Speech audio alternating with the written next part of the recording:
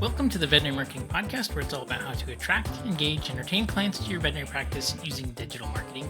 My name is Brandon Brashears. Thank you so much for taking the time to listen to the episodes. Today we have a special guest. It's Dr. Glenn Robinson.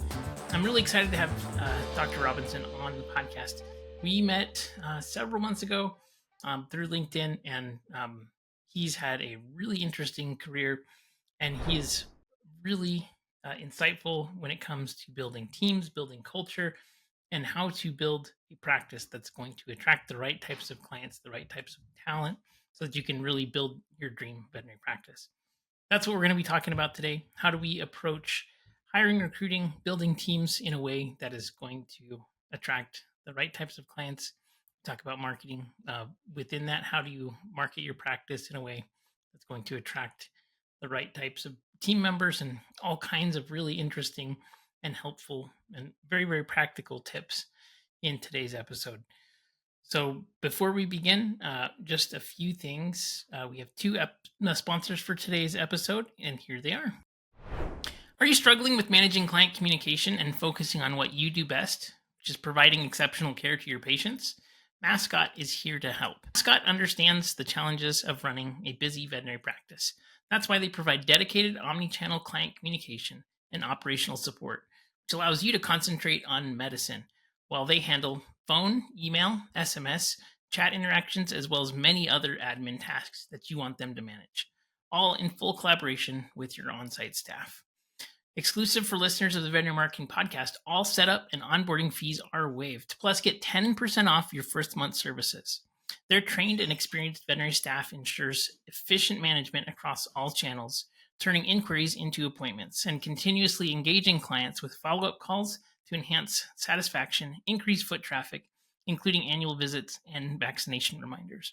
Mascot doesn't only just handle client communication, they also manage back office tasks such as keeping client and patient records up to date, answering emails, collecting records, and much more. This totally removes the time burden and time-consuming tasks like pharmacy requests, client record management, allowing you to focus on patient care. You can go check out their case studies. Veterinary practices partnering with Mascot have seen up to a 370% increase in ROI, up to a 24% increase in average client spend, up to 17% increase in monthly appointments, and up to a 17% increase in monthly gross sales. Not every practice is the same, and that's why Mascot customizes each plan based on your unique needs of your practice. Unlike traditional recruitment or staffing agencies, Mascot Health embeds itself as your operational partner with dedicated teams that act as an extension of your on-site staff and help to focus on increasing capacity of your current staff by handling the entire process and providing efficiency and satisfied clients, all at a much lower cost than traditional recruitment. Get a demo today and see how Mascot can help your practice today.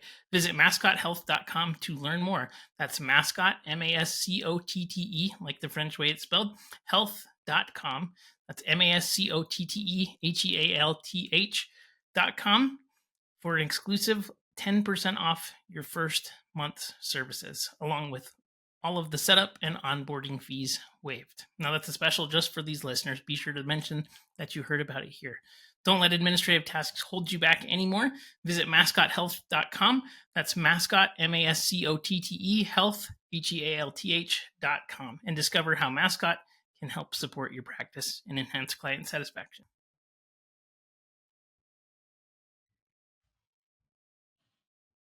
All right, so before we begin, Dr. Glenn Robinson is a veterinarian, engaging speaker, and trusted clinic and career consultant. With a wealth of experience, he imparts valuable insights into the industry to help foster growth for aspiring veterinarians through mentorship. So without further ado, here's the interview with Dr. Glenn Robinson from Southwest Veterinary Solutions.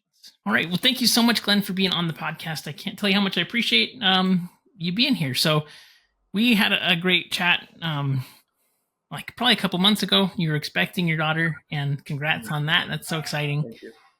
But can you tell everybody who you are and how you got started in veterinary medicine? Yeah, sure. I'm Dr. Glenn Robinson. I actually graduated from Iowa State in 2017. I wanted to become a veterinarian, like most people, when they were, with their animals growing up on a small acreage in Iowa. I got to work firsthand with our veterinarian quite a bit and thought, what an awesome job this is, really cool opportunity to help people is actually how I got motivated, to be honest. Was seeing how much a veterinarian meant to not only the animals they worked with, but the people that were behind those animals, right? And so kind of toyed around with the idea of going into human medicine as well. And so I took some prerequisites for that, as well as some veterinary coursework before attending veterinary school. And that's really what kind of drove me into veterinary medicine, was the opportunity to kind of help people and animals in one job. So. That's very cool. And so you worked in practice, but you discovered kind of that you like doing things that are not necessarily practicing medicine only. Can you talk a little bit about that? Yeah. So, So graduated in 2017, became an associate for a couple of years, and really enjoyed working and learning basically how to be a veterinarian, right? And in those first couple of years, it's a pretty intense learning curve for veterinarians, just to be honest about it. And there's a lot of opportunities for us to kind of smooth that out a little bit. And one of the areas that I found that maybe I was a little underprepared for is kind of the transition from being the person asking all the questions to being the person answering all the questions. And one of the big things for me was also, they don't talk about this very often, but as soon as you're a veterinarian, you are automatically a leader of a team by default. And, while I played in a lot of sports, had a lot of leadership opportunities through high school and different organizations and colleges, they don't talk about that role often enough and prepare people for that. And so it became a interest of mine of, how do I help my team now that I have my feet underneath me as a veterinarian? And I started looking at opportunities that kind of led into that, and blending business and medicine together in order to kind of have a better understanding of how we can help our patients. And that's where I started looking at medical director roles. I became an area medical director role, and then even helped start a company of in-home euthanasia. That's very cool. So, and that's, one of the big reasons why I wanted to talk to you, because I think so many people are struggling with, number one, building a team, then also having a company culture that really helps to promote and grow the practice in the way that they want to. And what I mean by that is attracting the right kinds of clients, servicing them in the way that they want to, like to create brand. Like, I think experience is the best marketing that a veterinary practice can do, in that if your client has a good experience and you produce good quality service in your practice, like through the whole experience, you're going to be a lot more successful if you do any other kind of marketing in general. And so it's definitely one of the weak spots for myself. I've been recently trying to become a leader of my company. I've been hiring people, training people. It's a completely different skill set that's foreign to me. So I'm actively trying to be more like you, for sure. But I don't know. So there's so many questions that I have that will probably be just selfishly I'm asking for sure. Yeah. But I think it's one of the harder things to do, is to get your team, in the right mindset with the right belief set, so that they can produce, really good quality work and things like that. So right now in today's market, I think that, well, I know that based on conversations that I've had with companies that are working to scale, the biggest limiting factor for growth is hiring and retention of specifically veterinarians. So right now, what are the kinds of things that you do and suggest to really help build the team that grows the practice? And I know that's very general, but what do you think some of the best and most important things are? Yeah, I love this question, by the way. Great question, because one of the first things I usually get asked is, do you help with recruiting? And I was like, you know what? I do, but it's indirectly. And what I mean by that is, there are things that we can do as a practice or as a team that attract talent to us and retain the talent we have. And sometimes we get wrapped up in the idea that, man, if we just had another doctor, so many problems would be solved. And really what we need to do is solve those problems first to bring those doctors to us and show them, hey, we have a way of treating not only our employees, but our clients. And here's the expectations that we set up and the processes that we have to really make this environment great. Don't you want to work here with us? And that's a much different thing than being like, we can't wait to have you come in here because we have so many clients. You're going to do so well. We're just so busy nonstop and we're just working so hard. Okay. We all work hard. But which one of those environments is more attractive to you? It's like, hey, this team is growing together and wants to make an environment that's moving forward. And that's really what I talked about with recruiting, is how do we create the environment? How do we create and manifest the kind of DVM that we want to come to our doors, instead of how do we go hunt down that DVM? Because you can hunt all day long. And right now, a lot of the industry is hunting. We're trying to hunt, Yeah. we're cold calling emails that don't get responded to. And that's because there's like 16 jobs right now posted for every licensed veterinarian in the AVMA. And that's a hard market to do that in. Yeah. And so what I try to do is say, hey, let's look at opportunities we have within your practice with your existing resources to look at your efficiencies and workflow. What can we do to help balance out that bottom line financially so we can get in a stable position so we can make and develop our brand that will then attract another doctor? And that's what I like to do. I like to do it in that order, if we can, right? And I understand if you have 0 doctors, those are incredibly challenging situations. Like, we need a doctor, but when you're talking to doctors, you talk about that opportunity to create that brand together. Definitely. I think that's a fantastic point. And I was actually just talking to a couple clients today. There's competitors that are coming in that are specifically corporates, and they're just using relief vets to fill them because they can't hire people. Where she's actually hired 2 vets here in the last 6 months. Awesome. And things. And I didn't ask her more follow-up questions, which I probably should have, but I think that's kind of the situation that I see happening over and over again, specifically within private practices that are developing like truly remarkable practices that look like they're fun to work from and work in and be part of this team that they're building and things. What would you say are some of the most important things to problems to solve to make the practice attractive from the outside? For me, it may seem a little bit basic and maybe even rudimentary to some, but you have to have some kind of mission vision that your entire team believes in. And I do mean that. And it's one thing to say, we're here to help pets and help people. Okay, so are you in 99.8% of other veterinary hospitals today. And so I need something that really shows this is our mission and our vision and what we're trying to accomplish here. And here are our core values that we hire and fire based on, because we want people to not only believe in our mission, but we want these kind of people here. And that's what is described by our core values. And so I try to encourage teams to revisit those quite frequently, because often it's something that we do once 3 to 5 years ago when our medical director took charge.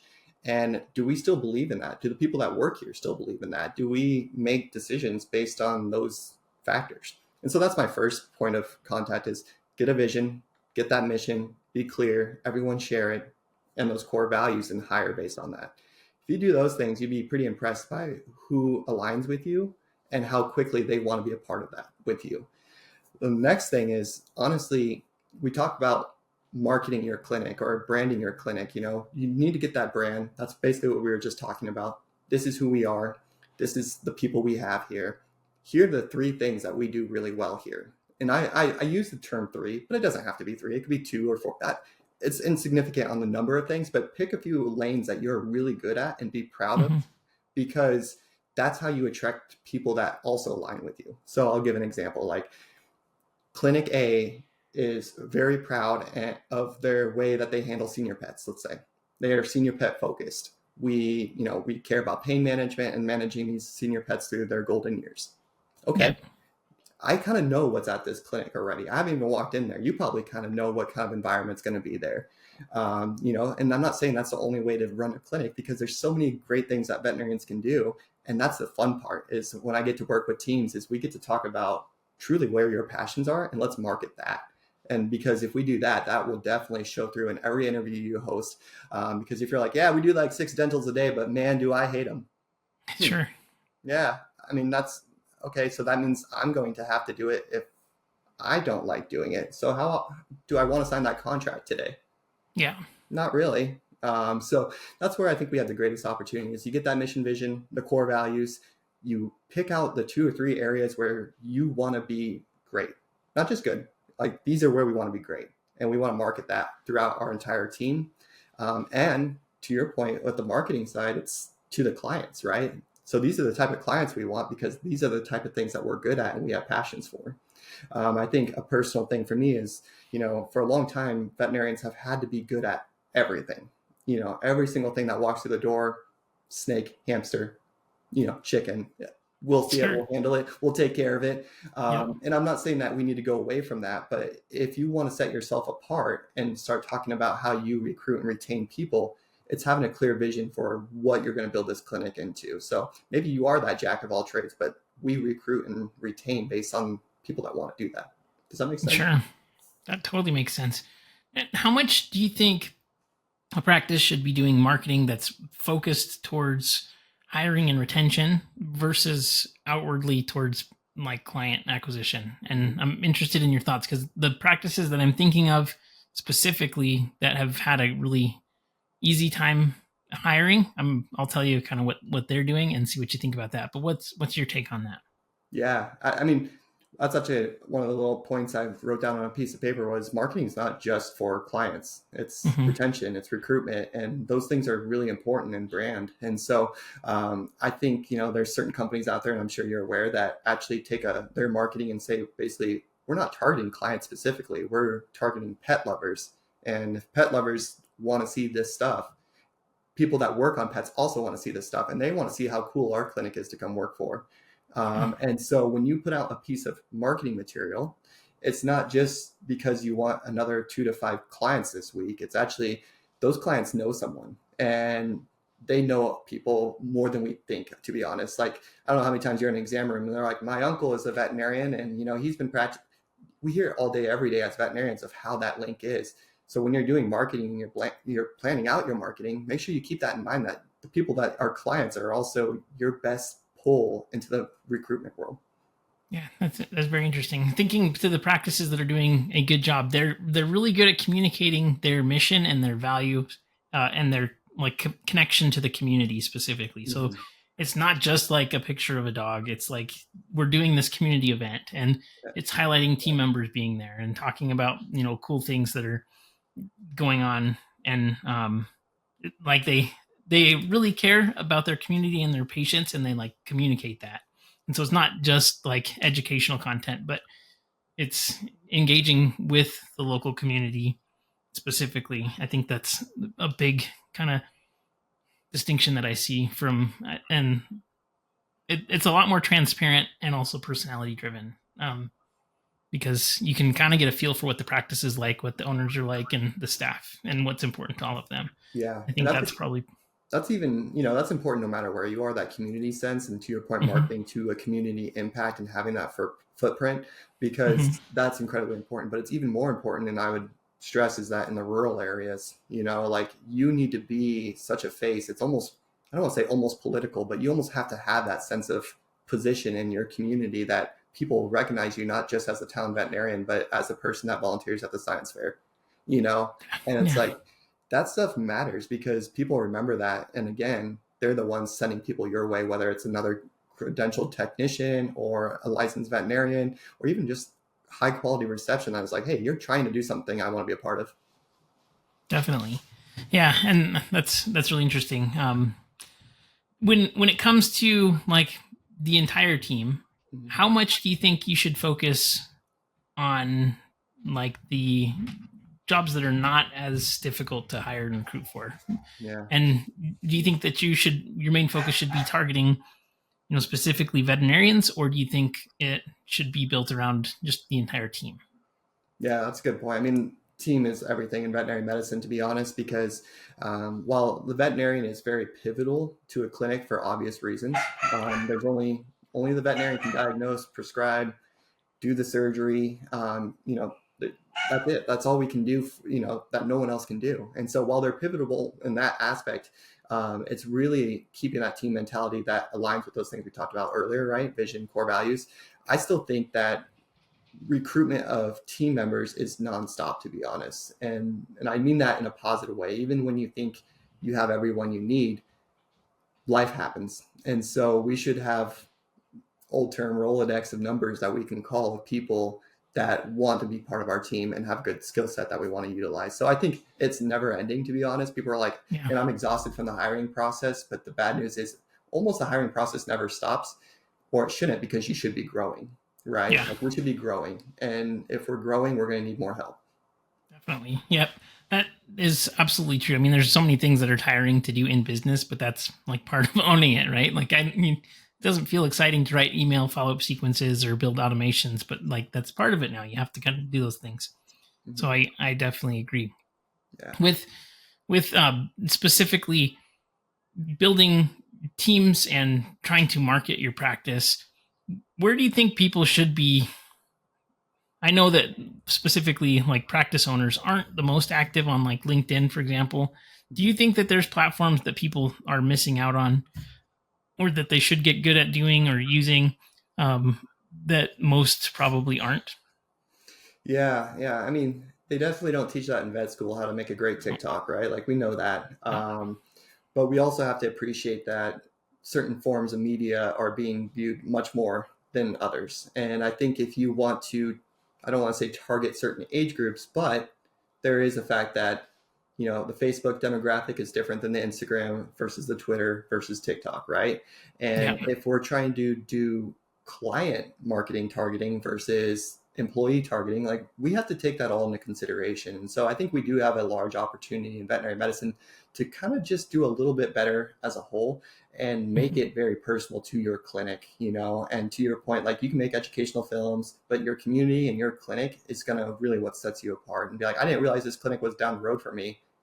Not only do I take my pet there, but maybe I'd like to work there. Like that's all Yeah. it takes to get that one outstanding employee that, yeah, so what, they found you on TikTok, like that doesn't mean anything.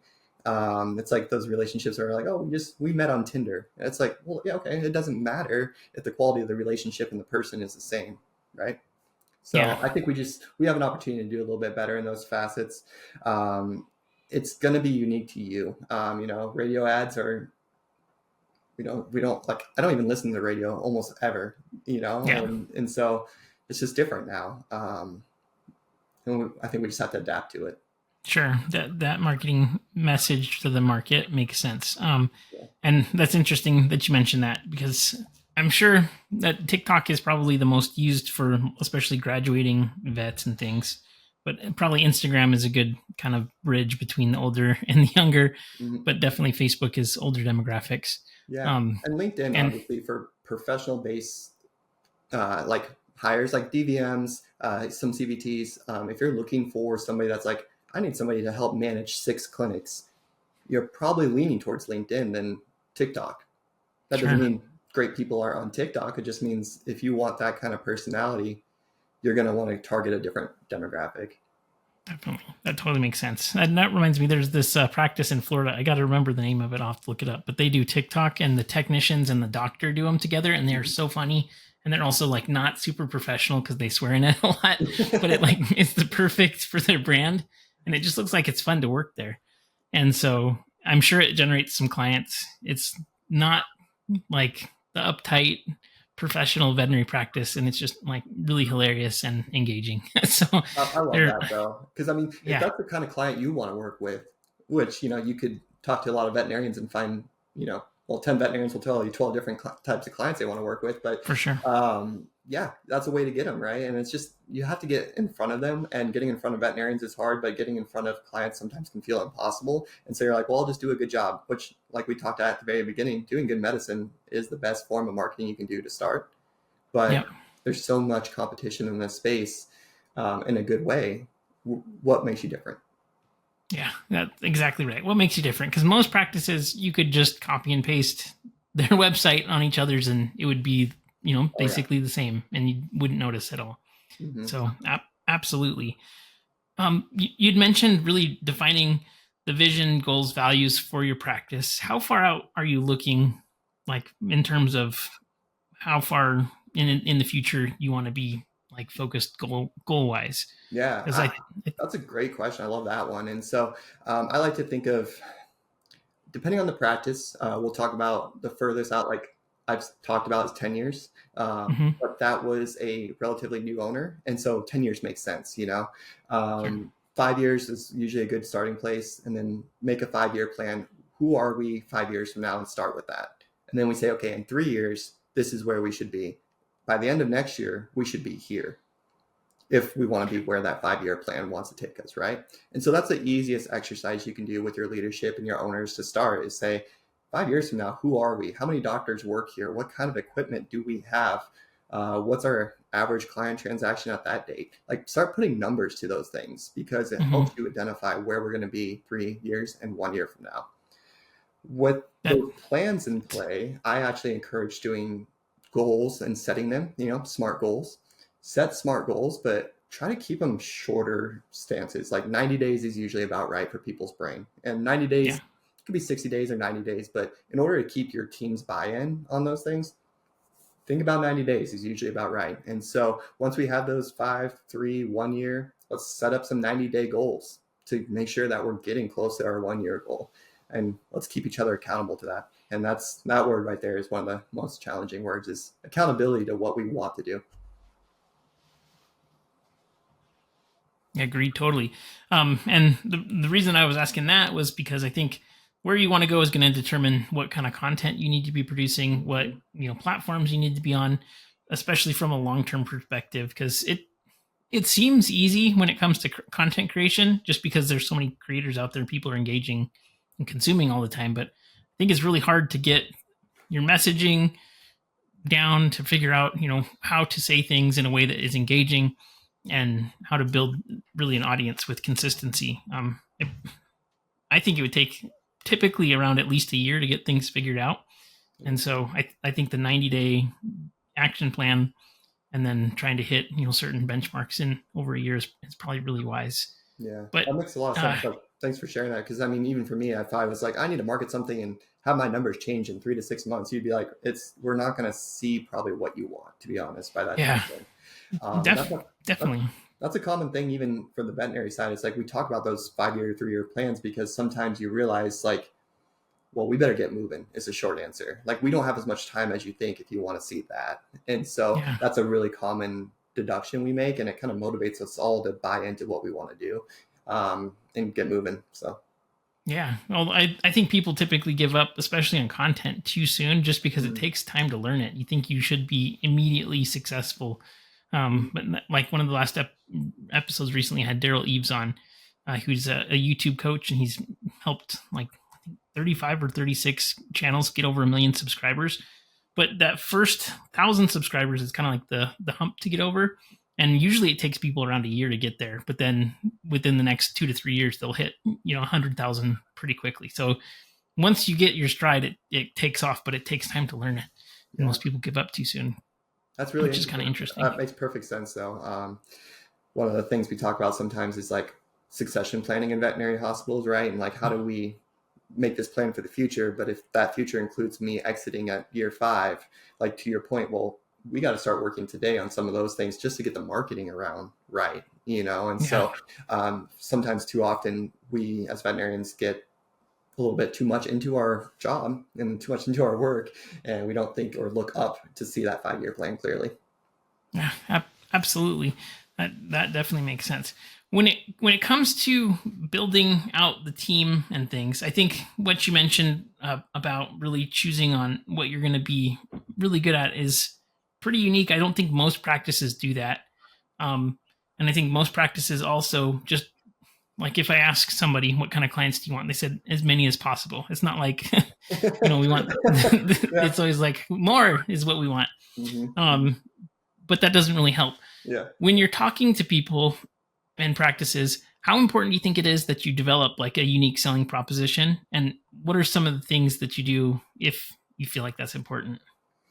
Yeah, I mean, it is very clinic specific when I'm working with them, just because everyone has a different story, a different goal, and different resources. And so based on what your resources are and your goals, we kind of tailor that. And so to your point, it's like, well, does everyone need basically, I don't want to say a gimmick, because a gimmick makes it sound cheap or easy. Like, oh, you do this. And it's not gimmick. It's no, what are you passionate about? Because this job is so hard. And if you're not passionate about it, the clients will feel that. Like they know that you don't enjoy looking at an ear infection, right? Like they're going to know. You're like, oh, it's another ear infection of this dog.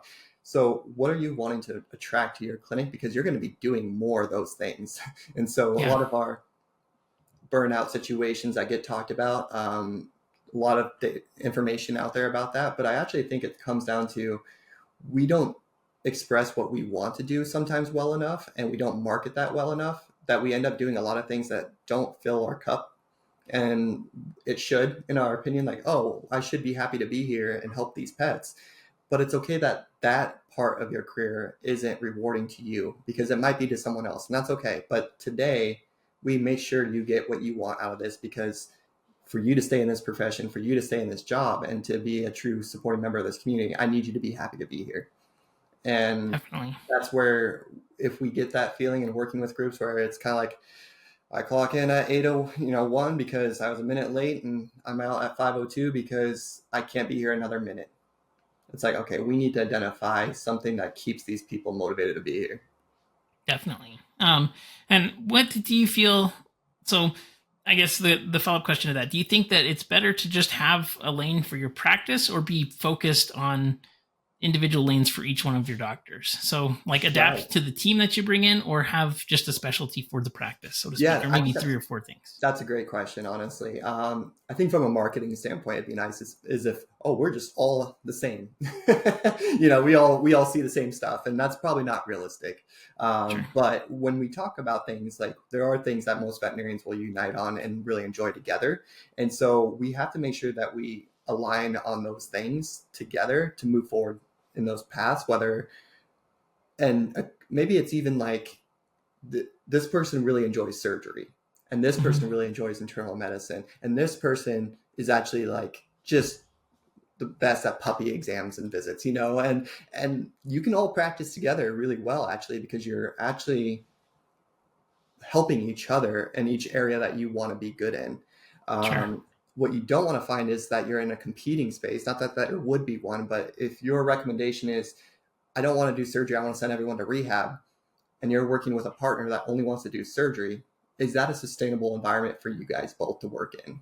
It's probably Sure. not, right? Like, it's probably not a good feeling when you come to work if one person feels like this and another feels like that. So the key is communication and hiring according to what you want to be. And so I don't know if that directly answers your question, because I think clinics can have, doctors that are great at surgery, great at dentistry, and great at internal medicine, and you can work all together. And what is the one thing that you guys all have in common? Well, we really value high quality care and medicine to give our patients the best that we can provide. So we unite under that flag, but we market all these great things that we do better than everyone else, is how we feel.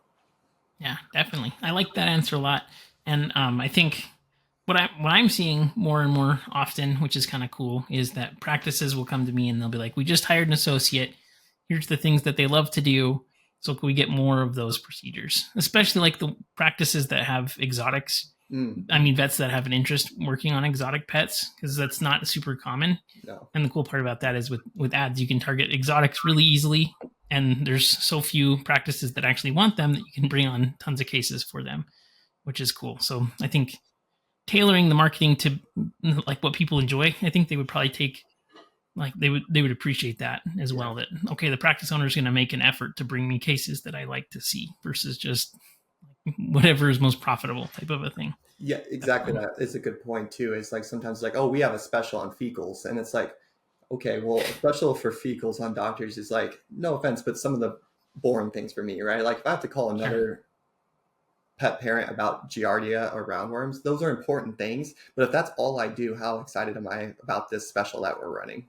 So Yeah. ask your team what they want to do and build around it, because they'll be happier to be there, instead of telling them, oh, we got a great deal on this, let's do this. Okay, well, we can talk about it. Maybe they love it. Maybe they will. But they should probably have some nice say on what that looks like. Yeah, absolutely. So one of the things that I think is kind of like a bad word in the veterinary industry is sales, because people don't like selling, Right. especially when you're building teams. But I think that sales can be solved. The problem of not being good at selling can be solved just by simply having a higher set of beliefs about the practice. So, like, for example, if you think that your practice provides the best care and clients are going to get the best service, and they shouldn't go anywhere else, like, chances are you're going to be able to communicate that better. Mm-hmm. And so, like, by default, you're going to believe that they should come here. So it's easier to sell. You're selling without having to be salesy, so to speak. Mm-hmm. Um, when it comes to team building and building belief, how do you think the best ways to do that are, Mm. from like a practical standpoint? Yeah, I mean, one thing that's really important is on-site leadership for me, is that the people that are not only like deemed leaders, but like their position is such, they really have to be strong in the aspect of, we're here to help everyone in this organization grow and inside this clinic. And so we need to have strong leadership and a strong commitment to their future success. Even, the receptionist, like, what do they want to become and where do they want to go in their career? And so if you want to create belief and commitment with your team, it actually starts there. It's like strong leadership that is committed to their growth professionally, personally, in this field. And so if you can do those things, and that's incredibly challenging for a lot of people because, oh, we got all these cases to work on and I'm the medical director. I have to talk to this doctor. We're going to have 20 cases today. But make sure you always keep that in mind, that the staff are equally important. And so I actually prioritize things like the patient I'm working with care, number one, right? That's patient care is number one in my book whenever you're dealing with medicine. Number two is the people that work with me. All right. Like the people in this office, the people that are in this hospital, we need to take care of them. And then to me, clients actually become number three. Not that it's like a hierarchy that we would never care about clients, blah, blah, blah. But if I do things in this order, those clients will be really well taken care of by the staff that we have, and those patients will be well taken care of. And so we just need to make sure that we keep them in mind when we're going through our day. And sometimes we just need to step back and put time into it. Yeah, absolutely. As you were talking about that, I was thinking, that is so important. There's so many times that in the past I've had clients that I've worked on their ads and we're recording calls and things, and we'll listen to the call and the receptionist will say, like, you should just go to the other practice because it's cheaper. So they're bringing in like price bias and service bias into it. And it's really kind of disappointing. But I think if they felt, and probably if they were compensated better, right? If the receptionist is saying, hey, we're too expensive, like they probably couldn't go there because they're probably not being paid competitively as well, which you have to really care about your team. And I would hope that you'd want to pay them as much as you possibly could rather than as little as you could. Mm-hmm. But that team building component would probably take care of most of those problems. Definitely. Yeah. Definitely look to the leadership. If you're ever feeling like we like to sometimes try to find the problem, and it's rarely just a person or a problem. There's usually some kind of failure in the way that we design the process or the flow. I'm not saying that there isn't just one problem ever, but most of the time there's been a failure before that point. And so when I work with teams, if we keep identifying a lot of opportunities for us to improve, let's look into how we built out the processes or the team, because there's probably something that's at the root of that. Definitely. How much team training do you feel like reception staff need, just out of curiosity? Because I've been seeing a lot of just variation in that. They're kind of just thrown to the wolves sometimes, or sometimes it's very structured. So what's your thoughts on that? Yeah. I mean, reception is like the hardest job in the clinic, to be honest. And you almost need a full psychology degree and a sales role, and you're doing both of those all the time. I think the key with any position is building out the hiring process that everyone gets the attention and onboarding that they need in order to be successful. If you're trying to hire somebody because you have 0 people in that role, that's obviously really difficult, but we shouldn't get to that point if we can help it, because the rate of success of somebody just stepping into a vacant role where there's no support is very low. It's hard. So we need to be thinking of that next person up. I like to use some sports analogies, and it's like, yeah, you wouldn't just have one starting quarterback in the NFL. You just wouldn't do that. Yeah. And so we need to think a little bit like that and make sure that people are cross-trained and people are trying to accomplish their career goals. So I'm a big component of cross-training personally, because even if it's not necessarily the receptionist needs to be able to draw blood, I want them to understand all the steps involved. So that way, when they communicate it to a client, that they're very confident in what happens. I don't want them to be like, oh, I think it just, it's like a little poke and, no, I don't want to hear that. I want to hear, hey, I know exactly what it's like because I've helped with it. It's actually quite simple. It'll take about 5 to 7 minutes, and it's less than 4 mils of blood, which is a very small amount. I want them to be that confident. And so reception training specifically, it's like a lot of people, obviously, it should be documented. There should be a process, and we need to be spending time with them just like any member of the team, because they're the first and last person most of the time that clients are dealing with. Yeah, that's such a good point. I think, too, practices expect the reception to be able to communicate value, or most practices don't want to be competing just on price. Yeah. But if the reception staff doesn't know what goes into it, and you're calling for a TPLO and they just quote a price, there's no context for that whatsoever. Yep. And so you can't say, well, it depends, because most practices are only quoting you on the price for the procedure. They're not including rehab, and here's all of the things that we do. And, what they're able to communicate so much more than just, it's $4,200. Exactly. And then the client says, okay, thanks, we'll call you back. And they don't call back, right? Yeah. That's the call that always happens. Okay, we'll call you back. Yeah. So, that's a really, I think, big and good distinction to have. Is that cross training absolutely makes total sense. Cross training helps a lot. Just having that process documented, like, this is what we're going to do on your first day. This is what we're going to do on day 10. This is what we're going to do on day 14. Oh, by the way, like, learning never stops here. So whenever you're ready to learn more about how the technician's day go, let's get you in the, with the treatment, with the tech there. Maybe even spend a couple hours with the doctor when they're making phone calls about blood work, so you can kind of see what this happens and why it happens. That way, when somebody calls and they're like, hey, I haven't gotten a call back. Oh, let me tell you how this works, because the doctors do it like this, and they're going to get to you. I've seen them working really hard back there. We'll put a note in for them. And that's just a lot more confidence with the entire workflow of the hospital. Yeah, I would bet, and I don't have stats for this, but I would bet that most people who work in a veterinary hospital, even just as receptionists, are not there because they love answering the phone and they want to know more about pets and like veterinary medicine. And people like answering the phone and talking on it. They'll be like doing phone sales because you can make way more money than being a reception, being a salesperson. Yeah, you sure can. So no, we appreciate the heck out of them though. And like a good receptionist, you don't have to, everyone agrees on this one, is like a good receptionist is worth every penny. They make or break your entire day with your scheduling. Nothing makes doctors more heated than a poorly scheduled day for them. And, that's something that we can train and teach. And why does that matter? Like, that's tell them the why. Like, just don't tell them your day's ruined because they did that. Like, hey, I just want you to understand, like, if I have to stop surgery to do this, these are all the things that has to happen. And now this is what's going to happen. And most of the time they just didn't know, to be honest. Yeah, definitely. That totally makes sense. When it comes to creating like a consistent experience throughout the whole process, right? Because if one of the pieces breaks, kind of like the whole experience is soured. And so what do you suggest that practices do? Like, and I think this starts essentially at the first piece of marketing that they consume all the way till they get home, right? So how do you suggest people go about really designing that and making sure that it's being executed on?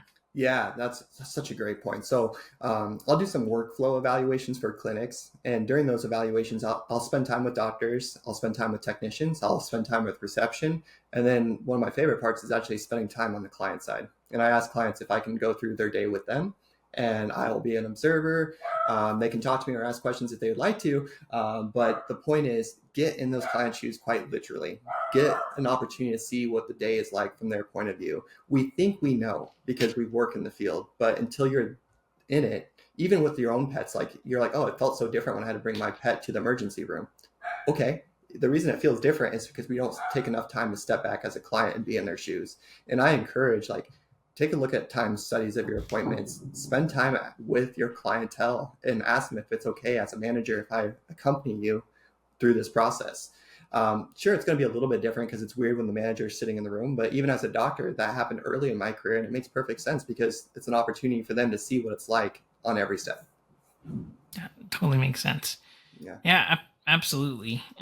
And when you're thinking about, well, there's two things that I was thinking about when it comes to firing. So specifically firing clients and then firing staff. How responsive do you think people should be to both of those things? I'm interested on your take on that. I've seen people fire clients for the sake of, even within marketing space, right? Where I've had clients that were just not good, and so we fired them because they were being, pretty terrible to employees and things. Yeah. So I think that helps to really say, hey, I value you, and we're not going to put you through this. Yeah. But what's your take on that kind of stuff? I'm a pro client firing when it's necessary, for sure. And necessary to me is exactly what you touched on. It's like, you can't threaten my staff, period. Sure. Like, you can't do that. If you're threatening other clients or their pets some way, like, and you keep doing that, we can't have that in this environment. So protect your staff, protect your patients, right? The order that I work on, patients, staff. Well, Clients are third. So I'll get rid of a client to keep those two things good, period. Because what is it, a rule? It's like your bottom 10% of clients is like 80% of your work, right? And so Yeah. if you get rid of the bottom 10%, you're going to have room for the type of client you want with the right targeted marketing. And so I have no patience for risk to people. And so if they're putting people at risk, that's an easy no. We're not going to work together anymore. Same thing with staff. There's some pretty immediate things in my book that are worthy of this isn't going to work. And that's, you're putting people in danger. That's a problem. You're putting patients' lives at risk. And you're not with a refusal to learn and get better, right? Like somebody that accidentally does something and is learning, we understand, we have some sympathy there. But if you're negligent or you're intentional is easy, you're gone. Like and that's part of our, my core values. And so I think if you address those core values and have that, it allows you to keep people accountable quickly. And that's what I try to do, because this job's hard enough. We don't need to make it any harder.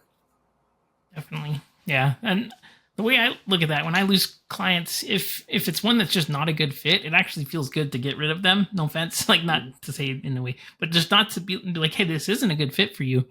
You don't trust the recommendations that we're making. You're actively trying to disprove that what we're working on is going to work. Like it feels like a good relief to get them out of the system. It's going to improve the business over the long haul, even though the short-term revenue loss is a bummer, but over the long haul, you'll just fill it with better.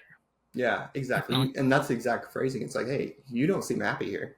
And if you don't seem happy here, I would love to find a place that you are happy. Here's your records, and I wish you the best of luck. Yeah, definitely. Or if you're not going to be happy anywhere, also good luck. There's some of those people out there too. I can't help them. So I can't help you.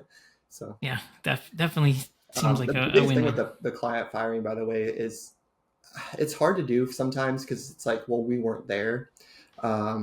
We should be so confident in the staff that we hire and so confident in our processes that if a receptionist told me they hit me with a cane, there's no question what happened. And if I am questioning what happened, then I should question why we have this person up front, because that's another question that I need to answer. And so I just really support your support staff.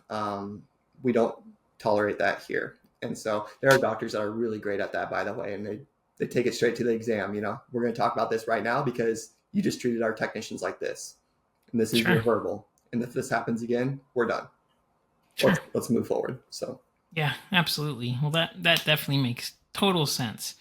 Well, as we get closer to wrapping up here, what are some of the biggest things that you think practices can implement like right away that are going to be the biggest impact for attracting and retaining and building the right culture in the practice? Yeah, I cannot advocate enough for having those plans for the future, 5 to 3 to 1 year. Get your leadership together, get the doctors that you have together, get outside of the clinic environment. I usually recommend do it in the morning, like before the day happens, because at the end of the day, or you try to do it in the middle of the day, it's not going to happen. It's just veterinary medicine. I just promise you it's going to get interrupted. And get creative and start thinking about where you want to be, because as soon as you create that buy-in, if we make a 5-year plan, and as a veterinarian or associate, that is really exciting to me. Not only am I committed to getting you there, but I'm also more likely to stay here because I know where we're going. If I feel like every day I'm just seeing patients and we just keep getting delivered curveballs of like, oh, we're going to start doing this now, you kind of feel like, well, it's just like a waterfall of stuff hitting me and I just have to stand here as long as I can. Yeah. That is not a good feeling. And I think that's what a lot of veterinarians unfortunately feel like in some situations. And we can correct that to make it feel like we're riding this. We're having a good time and we're riding it. There's going to be bumps. There will be things we're going to, but that's my biggest advice. Get them together, have a talk. I don't care if you do it over coffee, mimosas, whatever your clinic environment is that allows you to get those thoughts out. That's what we need. Focus on your on-site leadership. Whoever leads that crew will lead your hospital. So if you're an owner, make sure you have the right people in play, that when you're not there, it doesn't make a damn bit of difference. It's the same clinic when you're there. It's the same clinic when you're gone. Have that kind of confidence. And if we don't, we can get there. We just need to work on it, Yeah. And I think between leadership, getting those core things taken care of where we're headed. Now we get the fun part, which is how do you get there? And that's my favorite part. I love talking about how we get there because we could develop a plan. We work together to say, okay, if we want to go from here to there, there's a lot of ways we can get there, but let's make one. Sure. That totally makes sense. There's so many overlaps between your process and marketing, starting with your end in mind and figuring out the best route to get there. Sure. Take the time to do it is the other, short story. Like, we don't have time. And the reason we don't have time is as veterinarians is because we don't do some of those things. If we did some of those things, your day would be 20% easier because we did it. And we set up our team for success. And so now we're not here till 7 p.m. We're getting out at 5 p.m. And so a lot of, comments are like, well, I don't have the time to really have a weekly meeting. And I'd argue you probably don't have the time not to have a weekly meeting.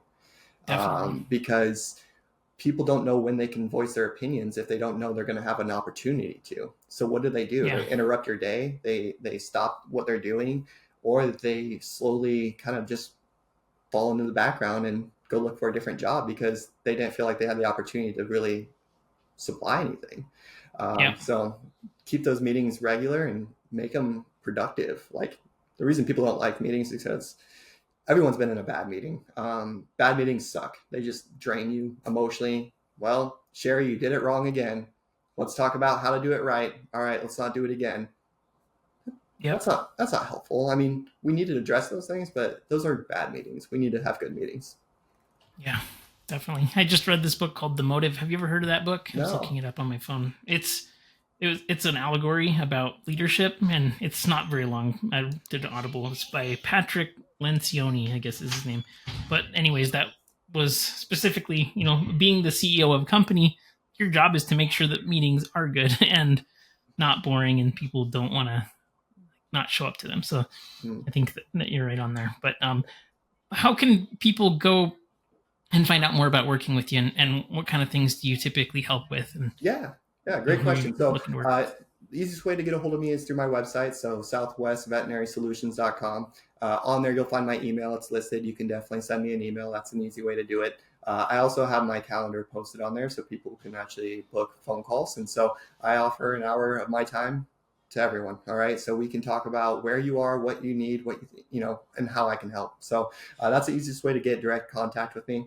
Things I really enjoy doing, if I picked up on a few since we started, which is, on-site leadership and development of their skills is incredibly important. And it's often overlooked, to be honest, because we're just too busy. So on-site leadership development, getting people united behind a cause and getting plans implemented, workflow evaluations. And so my goal is to make your day easier. All right. And I do believe we can make most clinics easier. Maybe it's 2%, maybe it's 20%. But imagine making your day 10 to 20% easier. That's a huge win, all right? Because that's every day. And so I do workflow evaluations for clinic where I come in person and spend a day with your team. And we go through the whole process. We see it from all angles. Those are the big ones. I do offer strategy as well. So working with teams of we don't know what our 5-year plan is or what we're potentially capable of. Can you help supply some opportunities or options? We can do that too. And so that's kind of what I do. And I structure it differently it's all tailored. And because of what I said at the beginning, it's, based on your resources, based on what you have available to you and where you want to go. So. Very cool. Well, thank you so much for your time today. I really appreciate you sharing all these insights. And again, everybody go check out Dr. Robinson's website, and we'll link it in the show notes too. If you want to go there and click on the link, you'll be able to get there and check out all of the services he does. All right. Thanks so much. Yeah. Thank you so much. It was great. Enjoy our time together. So. All right.